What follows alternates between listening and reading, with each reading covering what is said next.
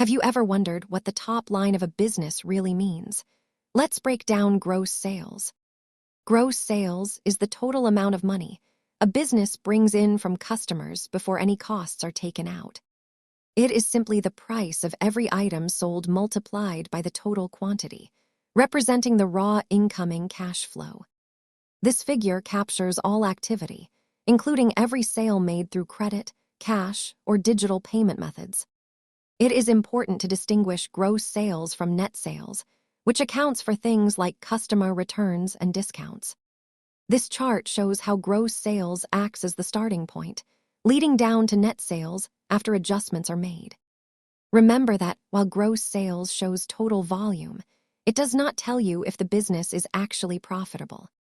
Understanding these basic terms helps you better analyze company performance.